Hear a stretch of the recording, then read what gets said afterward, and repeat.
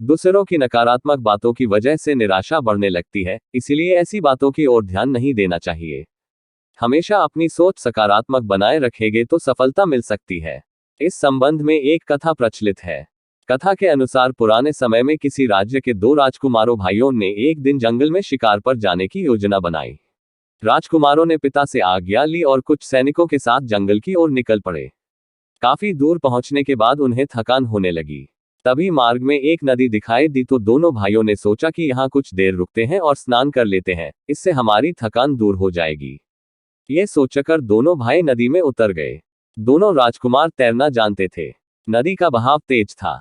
ऐसे में एक राजकुमार तैरते तैरते कुछ ज्यादा दूर निकल गया, वहां गहराई भी अधिक थी।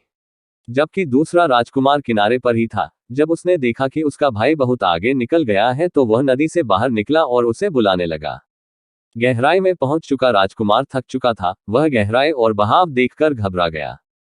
तभी दूसरे राजकुमार ने किनारे पर रखा लकड़ी का बड़ा टुकड़ा पानी में फेंक दिया। वह लकड़ी डूबते राजकुमार के पास नहीं पहुंच सकी।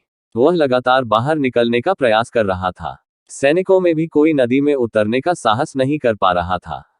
किनारे पर खड़ा दूसरा राजकुमार और सैनिक सोच रहे थे कि अब इनका बाहर निकलना असंभव है, ये डूब जाएगा। ये बातें सोचते सोचते वे दुखी होने लगे और वहीं किनारे पर बैठ गए।